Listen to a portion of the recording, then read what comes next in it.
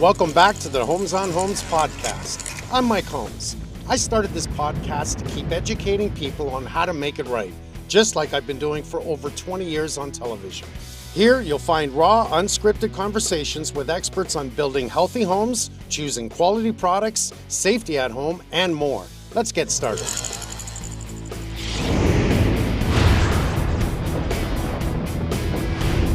Welcome to another Homes on Homes podcast. Today, we're going to be speaking with Mark DiVito, and I love that name. It's like Danny DeVito, right? That's right, Uncle Danny. Any relation? No. No. We are going to be talking about siding done right. Now, through my world of construction since I was 19, running my first company, my goodness, brick was the number one, right? It was always number one. But years ago, brick was the actual structure. Double brick, triple brick. It was the actual structure. Right. Then it got to brick being a facade. So I think today's subject is let's talk about all facades. What's good, what's bad, what is inexpensive, what is more expensive, and why we should be choosing the right cladding on the outside of our house. If you don't mind, I'm going to start with vinyl siding. Sure. Okay. Because even when I was younger, a lot of homeowners wanted the vinyl because it was inexpensive. I was never a fan. It was inexpensive. And once it's done right, it does look good. It will last a while, but not a lifetime. It's not like brick. Yeah. It's not like wood, but wood's got another problem. It's Right. a lot of maintenance, right? Right. PVC has come a long way, and I have to admit it because PVC. When we talk about PVC, think of the white drains that we've used many times. Right. People are incorporating the PVC piping in their downspouts coming out, and then putting it into the ground and tracking it out to somewhere else. Absolutely. Keeping that water away from the foundation. But you have created the most incredible cellular PVC siding I have ever seen. Honestly. Thank you. We're going to cover all aspects of how you've done this, how you've gotten to this level of where you are now, how it far exceeds vinyl siding, wood siding. So let's continue on the vinyl siding side. What do you like about vinyl siding? Well, I mean, it does serve a purpose. It's budget conscious. So if you have limited resources at your disposal and you need a inexpensive solution that will last some time, certainly vinyl siding is a choice. It's been abundant in its availability, variety of colors and textures and that. So it is out there, but it has its place, but it's certainly not on the premium side. You're of things. trying to be kind. Well, I mean, here's what I do know. Vinyl siding Yeah. will expand and contract more than any other material on the market. Steel, concrete, wood. Vinyl expands and contracts immensely. It's so much, though, that over the years, they've worked out a way to hang the siding, because you're supposed to hang it, not make it strong against the house. Correct. You got to hang it so it can move, it can flex. Right. If you've ever seen a house where the vinyl siding on the outside of the house is bulging, cupping, and it looks like it's trying to fall apart, it's simply because it was installed incorrectly. It's not hanging. It was too tight. We have to understand as an installer when you should install it on a cold day or on a hot day. And it's really a variable status on installation due to weather. Installation is huge on vinyl siding. You start to pin it to the wall like you said you're not supposed to, and you start to get things like oil canning and all kinds of nasty things start to happen because it does move so much. In fact, it is produced so thin, 35 thousandths of an inch in some cases, that you overlap it in order to combat the expansion and contraction. Right. Because you have to. And you got to overlap it like an inch. At least. At least. See, that's at least. Holy cow. The reason I'm not a big fan of it is because, you got kids at the house and they're playing hockey. They hit it, it cracks, it breaks. And once it cracks and breaks, we're relying on the siding to be watertight. Minimum code suggests we have to use a building wrap before the siding. And years ago, the siding itself was intimate to the house. Yes. People are still doing this, aren't they? I guess, unfortunately, yes. poor installation, because we should have an air barrier behind it. Right. Not just a building wrap, but an air space. Then you've got to have a bottom seal of some sort that bugs can't get in, animals can't get in. But that's a whole other thing of installation. What is the best process of installing any type of cladding? All right, forget vinyl. Just because I say no to vinyl. I really do. It's not about, I've said this so many times, minimum code was the beginning of building properly. Not right, properly. So we created a standard of minimum code that says, okay, we need to do this, we need to do this. If you do this to a minimum, and I always relate this to buying a car. Right. If I were to relate minimum code to buying a car, it would be the thinnest metal, the smallest tires, the smallest engine, the crappiest indoor, right? Inside the car. Right. And it's just good enough to drive on the road. Right. Would you buy that car? Well, just because it meets minimum standards doesn't mean it's the car you should choose. Right. And people talk about, Volvos, being you get into an accident, they're superior for saving your life. Right. That's not going to happen in any type of a minimum code car. But I'm just relating that world to what we do when our instincts is to buy a car, buy a house, do a construction, any type of reno on your home, a new outdoor siding. Now, wood. I love wood. I really do. As do I. I go to British Columbia, I don't know how many times, and I'm meeting so many people there. All the siding is wood. Why? The forest, right? They got the wood. Yeah. It's not advisable why you have wood. You talked about a Douglas fir. Absolutely. On the outside of your house. I do. I have a cabana made of Douglas fir solid. It's a beautiful cabana, but it's protected and it serves a purpose. It's beautiful, and I love the beauty of wood. For the right application. My cabana has wood on the outside. Right. But if you don't maintain it, if you don't stay on top of it, paint it, stain it, sand it, clean it, keep it alive, right, it will rot. Right. And once it rots, that becomes, if it gets in behind it, now a cabana is different than your house. Yeah. Because on a cabana, I love it on my cabana, that outside structure stays with temperature from spring, summer, fall, and winter. So if it's freezing outside, it's freezing inside. So there is no influx of hot and cold, right, which can affect building properties. Absolutely. Right? Yeah. So it's good to have. Wood's good to have. It's expensive. Yes. But you have to maintain it, which is another expense. My cedar deck that I had was beautiful. It was stunning. But I'm telling you, every 2 years, I was bringing in guys to sand it down, restain it to keep it alive. And after, I think it was 15 years, I said, okay, this is too much. It's just too much money to maintain, too much money. So what I ended up doing was taking it down and redesigning my deck space. And I actually put that on the internet. And the idea was to show how I can build a deck that would withstand time with less maintenance. Right. Now, I love that deck. I go out there every morning with my coffee and I sit and watch TV. I watch the news before I go to work. Nice. Have they been doing PV siding all along, like vinyl, or is there a mix of vinyl with PVC? Like, you're going to educate me now. Yeah. So they've made some improvements, but essentially the formula is the same. Now they've made improvements on the surface finish, some of the surface components on it, but essentially it's that. It's very thin. Extrusion of polyvinyl chloride with some, in some cases, some co-extruded combination of things on the top. But still, it's at the same level. So Like they've made they'll try and put a barrier over the top of it to make it better? To make it a little bit better, yes. And they've had to do that principally, Mike, to start to delve into the darker colors. Basically, at the initial the first number of years in PVC siding, it was all only light colors. That's all they could achieve. Because dark would just you couldn't. It was not. The sun affects it.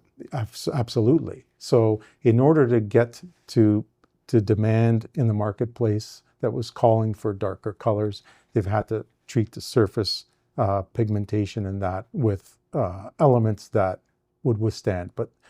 And they do to a certain level, but again, to your original point, expansion, contraction. The darker, the more it's really going to expand. Of course. Yes. Just because that sun, it's grabbing that sun heat, Right. and it's just expanding it like crazy. That's when you're going to see what you call the, what'd you call it? The oil canning. The oil canning. If it's not installed properly. Least bit of friction on it for it to be able to move, it'll start to wave. Or oil can. And in most cases, in my world of construction, I'm seeing so many people not install it correctly. Even their inside corners, their outside corners, how they'll overlap. They'll overlap from the piece at the bottom over top of the piece on top, and it's supposed to be the other way around, like a shingle. Right. Not good. Just stupid little mistakes that allow moisture to come in. Okay. I'm about doing things right the first time. And this is really important to me because if you're going to spend money on your home, you need to educate yourself on what's the best product and why you should be using it, or what's a better product and why you should be using it. Mm-hmm. If we talked about siding like we are about vinyl and PVC, let's move on to metal siding. Okay. Metal siding was the big at the time, right? Everyone was like, oh, you got to go metal. Because remember, years ago, our soffit was wood. Yeah. And that didn't really allow the attic to breathe. We weren't getting that proper airflow in. Then it got introduced, let's punch some breathers in the soffit, put in proper roof vents, and now we get that continuous airflow. But sometimes in the summer, it is so hot out that attic space is way too hot, and that will transfer the heat down inside the house. And people don't realize that. That's a really important factor you're trying to stop. Mm-hmm. Metal is good. It's the best of anything that has been out for a cladding that is not wood in all the years we've been doing this. Problems with metal. Well, the installation, one. Yes. Second, it doesn't stand up to, dings and hits and that kind of thing, scratching and that, all that well. Issues that I guess can be resolved in the field, but not that easy. You get one hailstorm, and that's rough. Good point. One hailstorm and it's destroyed. It's absolutely destroyed. So this is not, again, trying to find a better product for the installation for you out there, for everyone out there, and the understanding as to why. You have designed a new siding called Elite Cellular PVC. Right. Okay. When I first saw this, I'm like, okay. I'm not a big siding fan. I'm just not. I'm brick, I'm wood, but with maintenance. Like I said, being in BC, everyone was using wood. I'm thinking, you got to paint that all the time because they painted it. Yeah. I prefer staining. That's what I prefer because you keep that natural wood look. Right. But you got to do that every 2 years, 3 years maximum. You can't let it go past that time period. Mm-hmm. And that's eventually going to, fall apart. It's going to rot. That's the problem with the wood. The metal, it's just going to get ugly and you're going to have to replace it. But this cellular PVC, tell me a little bit about this. It's thicker. So it's significantly different than traditional vinyl siding in that the formulation for the substrate, and I'm saying substrate because there's two components to this. There's the substrate and then there's the capstock layer. So let's talk about the substrate first. And how it's different is the formulation for it is completely different or significantly different than traditional siding, vinyl siding, PVC formula. In that, with our technology, and we've been doing this a very long time, we've formulated in that substrate a formula that it'll expand and contract significantly less than anything else. And that's because of? Because of our proprietary formulation in the materials in the substrate itself, in what we put in. What do you call that in the center? So that is a cellular PVC. So it's with a blowing agent inside the PVC formula, and that formula itself, aside from the blowing agent, has components in there that are known to expand and contract less. We've tested it. And we've been very successful in managing the expansion and contraction to a much more manageable level and much better than anything else out there. Principally, even traditional vinyl siding, but also to whoever else is making cellular PVC like this, which there are only less than a handful. So I want to tell the folks a little story. When I first met you, Okay, and you were teaching me about this product. It's not even out yet. No one knew about it. that's right. It wasn't out yet. I asked you, I need to take a piece home. And you panicked, thinking, look, nobody has a piece of this outside of this building. That's right. At the time, yeah. But I said to you, I'm only going to take it home and I'm going to beat it up because I wanted to test it. Yeah, And you gave me the piece. Yeah. He was a little nervous, trust me. I was. I took the piece home, and I started with, I've got a framing hammer, right? It's not Well, just a, of course, that's why I was a little nervous. It's like, okay, beating up and then Mike Holmes beating up might be a different thing. I started gentle. I started trying to scratch it, and I was like, okay, I'm actually impressed with this. There's no other siding that can take that kind of, just with the claw of my hammer. I'm trying to scratch. I'm seeing if I could groove it. So eventually I put it down on the floor and I started hitting it in certain spots, not hard. And it took me a while, I'm not kidding you, to the point that I was like, no way, this is actually really strong. Yeah. That I picked it up and I started hitting it hard. And once I started hitting it very hard, that's a framing hammer. Yeah. It finally broke. Yeah. Which is understandable, but I'm hammering it. Yeah. What it showed me is how much strength it actually has on its own. I was really impressed with that. I knew right away, based on what you were teaching me, that there was obviously less expansion and contraction. So that's just way better on the market. Then when I started to learn even more about it, your color choices, you go right to even black, which is unheard of on siding. Well, we have a lot of history and a lot of knowledge and a lot of experience in our extrusion operations, because we don't just do Elite Cladding, we do all kinds of profiles for different industries, window and door and building systems and otherwise. And so we have a lot of experience in making extrusions that go into making black windows. And we use similar technology all the way to pure black to meet the expectations in the marketplace and the endurance and performance characteristics. So we utilize those same learnings and technology into products like this. And that's why we can go to black or near black in siding without any issue. Here's the wild part. Mm-hmm. You tested this for the last 10 years, right? Yeah. With the sun. Of course. And the sun did not lighten the color of the siding. No. So in our work, in our testing of this stuff, we found, in fact, that in certain, depending on different regions of the country, it could actually turn darker. Which is unheard of. That's unheard of. Because everything goes lighter from the sun. Your floor will, your carpet, everything will go lighter. That hot sun coming in through the windows.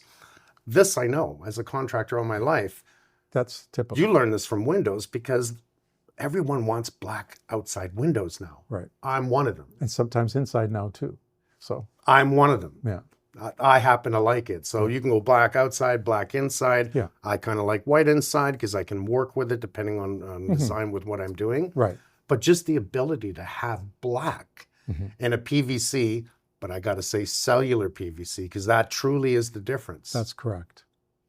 Tell me more about this. So again, going back to the layers of how we make our product and how it's different than traditional siding, ours, that substrate formulation, a blowing agent, proprietary to us as well, gets added in, and then it basically blows up that profile to the thickness that you see the Elite Cladding is, which is, significantly thicker than almost a third of an inch thick versus 30 thousandths or Of an inch. Yeah, okay, which is less than an eighth or thereabouts. And on top of that, then we layer in 100% Veros? the Veros technology. Veros. And that is a technology that we've developed. As I said, it comes from our extrusion capabilities in window profiles and the rest. And we layer in 100% acrylic coating on top, the capstock coating, with this Veros technology that will then protect the extrusion, protect your home, give it its vibrant color that's built to last. And essentially what we feel is, make your product on your home as bulletproof as we can make it. I guess the hard part here was to make a siding that was not overly expensive, but not cheap like vinyl siding. Right. Because it just doesn't work. I got to tell you, just 8 months ago, the house was 110 years old. Soon as I got there, she says, why can I see through my house? Which caught my attention. I said, can you show me where you're talking? But I knew as soon as I drove in front of the house. We went across the side of the house, vinyl siding all the way around, newly renovated, new kitchen. I love this real estate crap. New kitchen, new wiring, new. Mm-hmm. House is 110 years old. What they did was they took the vinyl siding, 100% completely installed wrong. Oh. This was a contractor. I just could not believe this. What happened was the expansion and contraction, it pulled apart. And it actually moved, and wow. She could see into her house. Oh, my goodness. So once, and I knew what we were going to do. We had to pull it all down. Then we had to repair. We found there was no insulation in the house. Newly renovated, no insulation. Wow. Structure we had to fix. I'm telling you, the rot, the falling apart of this house, I could not believe it. She says to me, what can I do? What can I do? To the contractor who sold me the house. It was the contractor who sold the house. I said, you're going to need a lawyer, and you're going to need to take the evidence, everything we show, we'll give you pictures and everything, and you're going to have to take them to court. Yeah. And that's a real shame. That's unfortunate. But, I never did like vinyl siding, but when I see it like this, and all the inside corners, outside caps, everything, this was not done correctly at all. There was no starter strip on the bottom. Imagine that, no starter strip. So what's holding the bottom? Nothing. So you know how much I like vinyl. Yeah. I don't. No, I get it. I'm not a fan at all. I understand. But what I saw with your siding, the Elite siding, is that all of a sudden I saw longevity. Mm-hmm. In my mind, your siding can stay on the outside of that house, not lose its color, if installed correctly, right. Would last pretty much as long as the house. And that's why we give a lifetime warranty to the homeowner. Lifetime. Lifetime. We wouldn't do that if we weren't confident in its ability to withstand a lifetime of use. And that's also why we call it premium cellular PVC siding, because we feel on a lot of different fronts, it is a lot better than anything else that might be out there. Using the word elite in itself, truly, to me, it is elite compared to any other cladding on the market.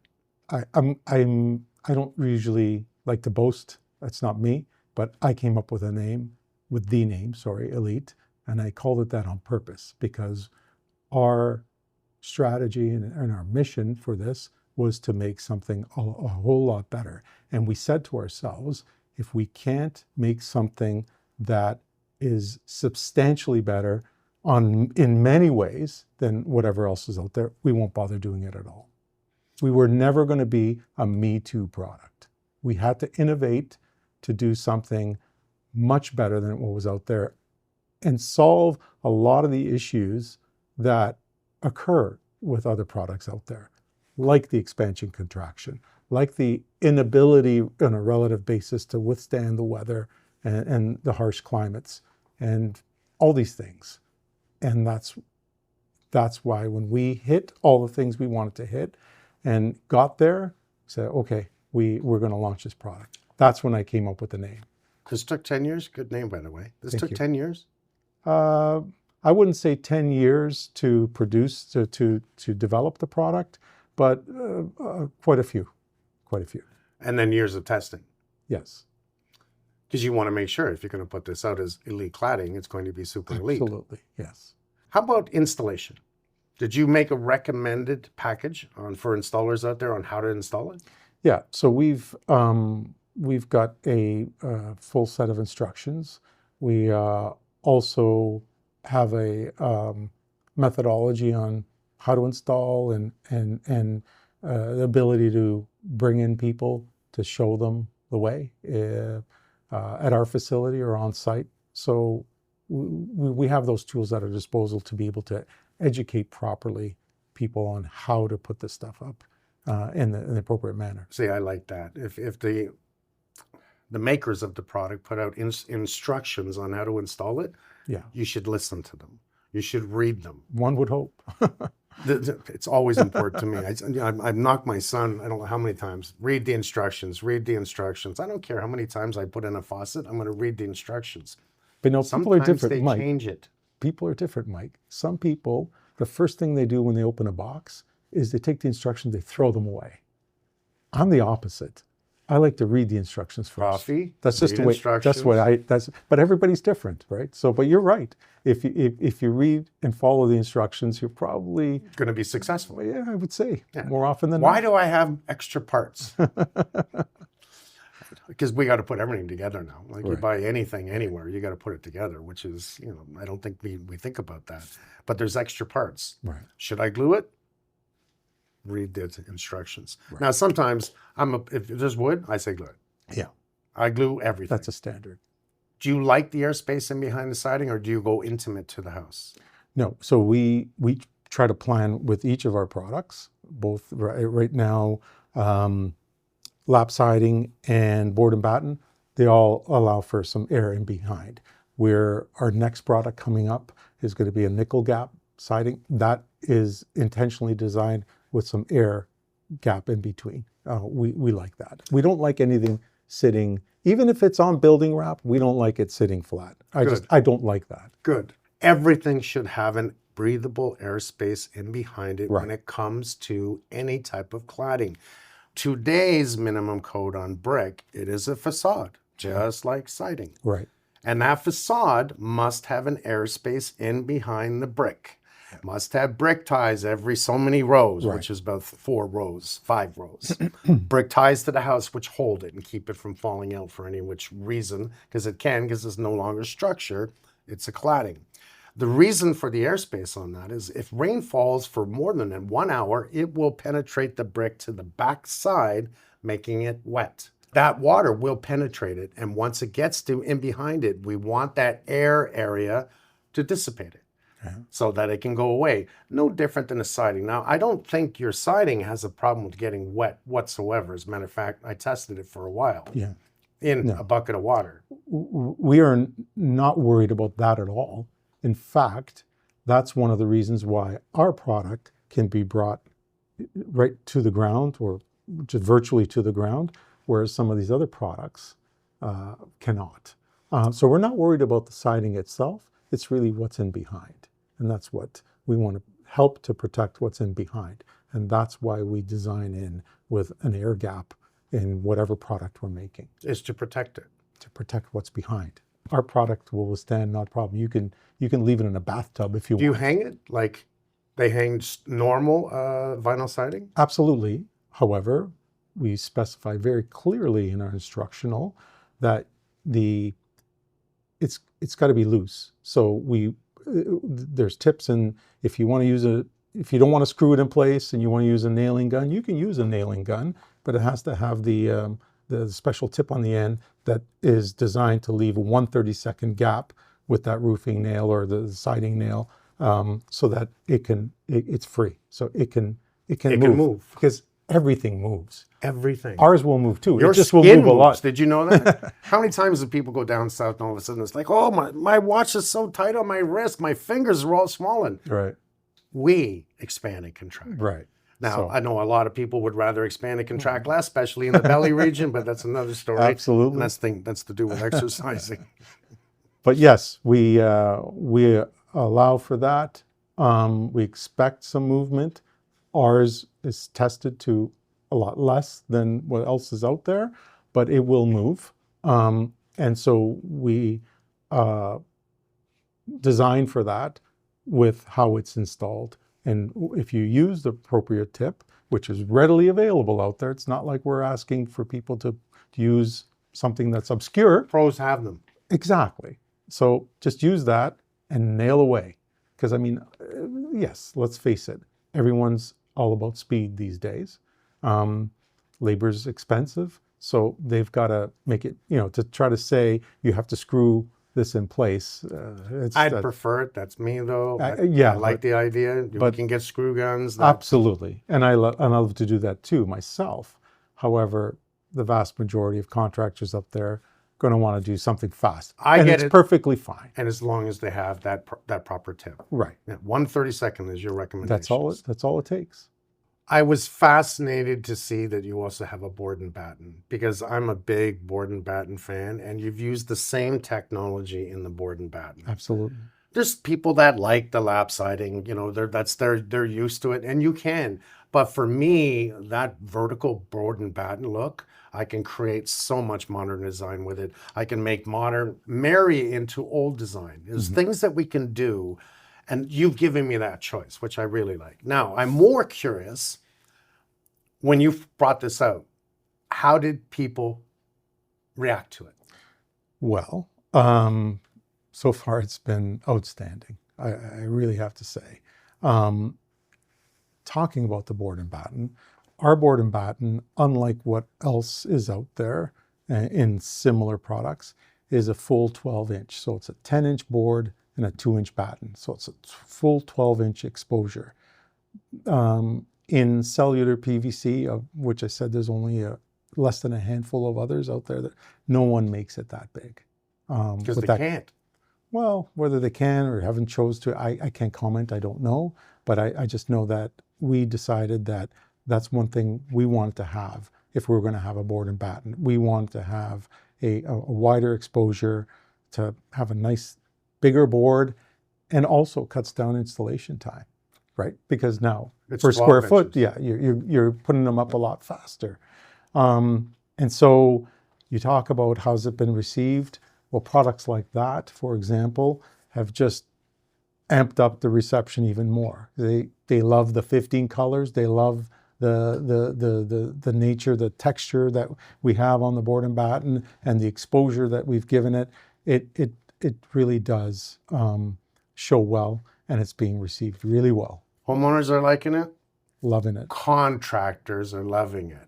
Well, so far, that's the big thing. When the contractors love it, that's what sells it, because they're going to want to sell it to the homeowner. Look, here's a better product. Absolutely. Here's why I recommend it. It's going to last longer. The colors are never going to fade. Here's how we install it. And that's not like you're trying to sell the homeowner, and I'm meaning you.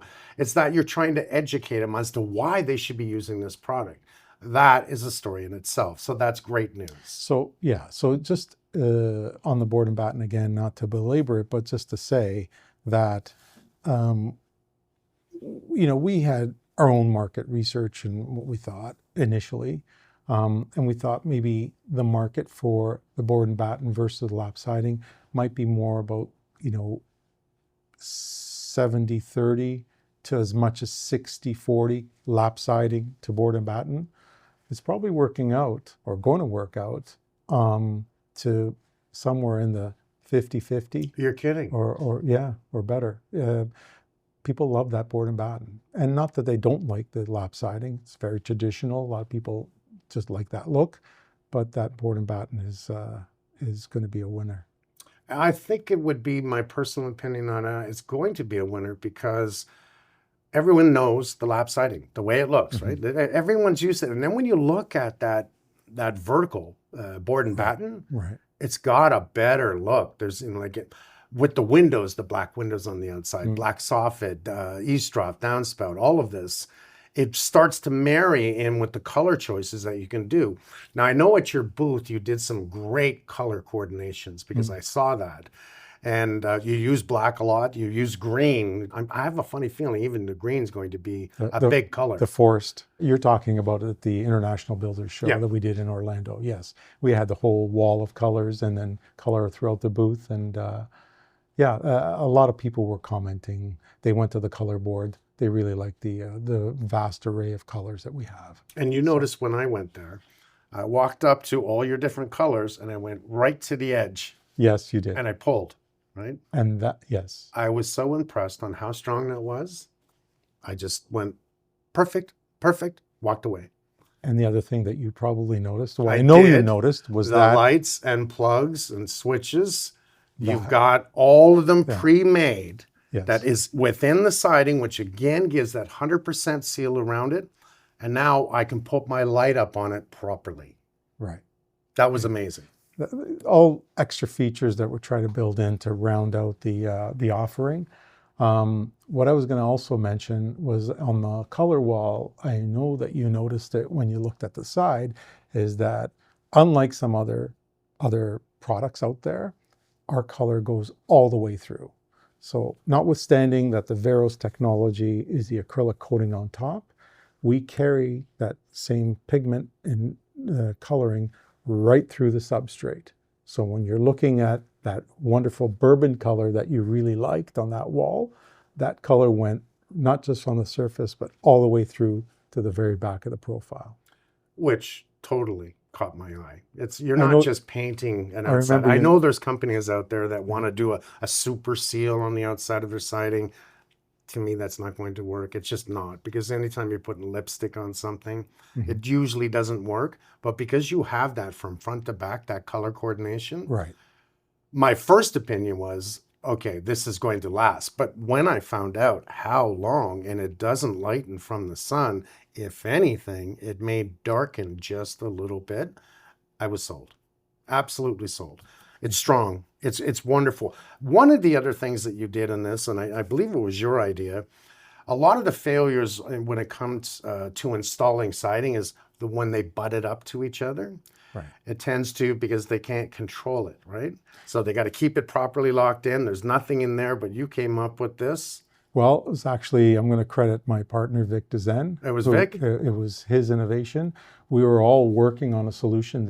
This was one of those must-have. We need to, if we're going to get into this business and come up with a better product, one of the biggest things in the industry is the butt joint and the lack of a great solution on how to deal with the butt joints.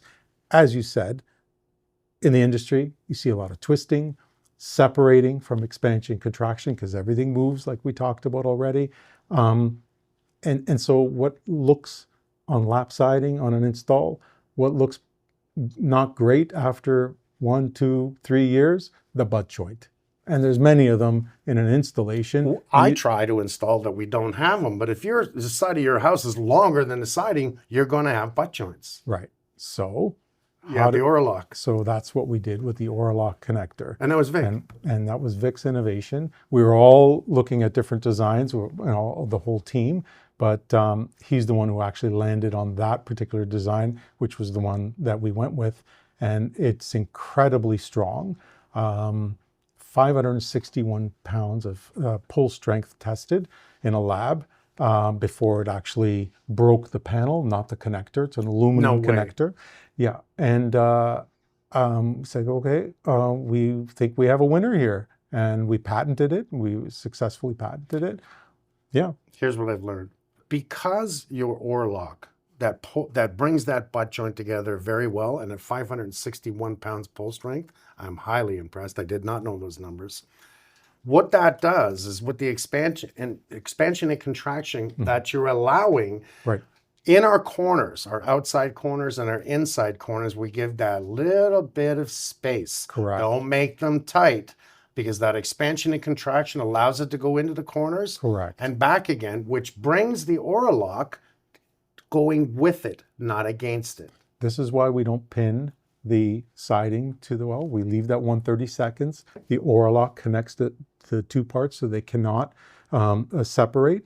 What that does is whatever movement there's going to be, because there's always going to be some movement, ours is less, it gets relegated to the ends. Can you tell me how much less than vinyl? Well, we've tested it directly. We didn't really test it against traditional vinyl because we're in a different league. Right. There's a lot more there. We tested it against our nearest competitors that also make cellular PVC. And so we put ours and their components in test chambers with third-party verification people.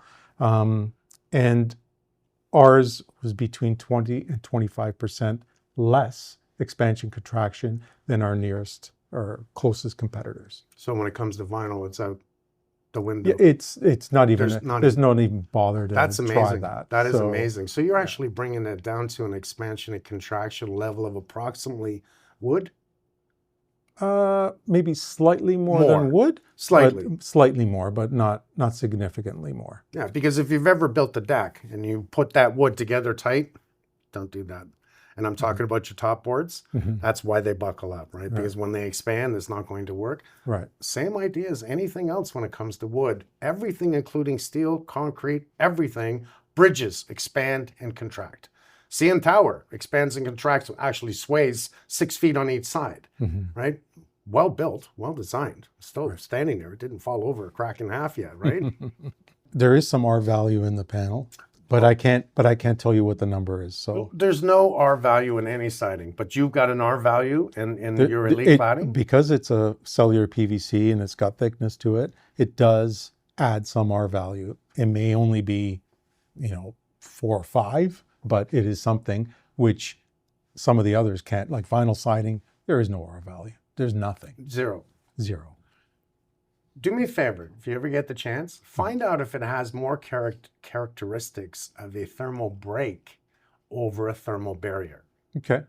And you understand the difference, yes. Because my feeling based on what I've seen and looking at your product, I think you've got a thermal break. Okay. Like the cheapest form of foam in the world is a coffee cup, right? Yeah. Styrofoam. Yeah. But that'll keep you from burning your hands. Right.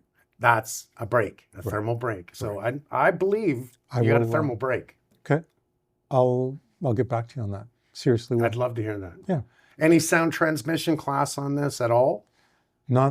Honestly, not that we've tested so far, but we'll probably do that too. Well, if you have a partial, I'm going to bet you have a little bit of STCs in there. I do, because of the mass of it, the size of it. Right. To what extent, you're not going to get a lot. It's not like, minimum code is 50 pretty much on a house or a condo from a place to the other. And there's products on the market, just like spray cork, that will give you a sound STC of 51 with 1/8 of an inch of the spray cork. Wow. And I wish builders knew this. Yeah. It Sounds save money. Amazing. Yeah, it make it look good.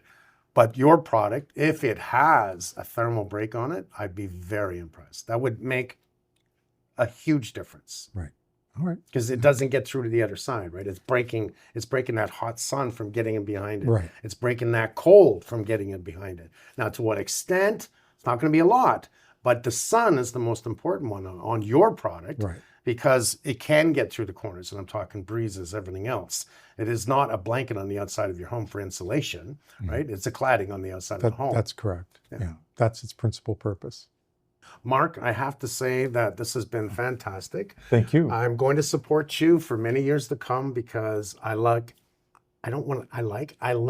this product. Thank you. I would use it. Now, that's a big thing. If I say I'm going to use it, you're not paying me to do that. I'm telling you, I would use it. Well, let's find a project and use it. Okay. Thank you so much. Thank you. We'll see you on the next one.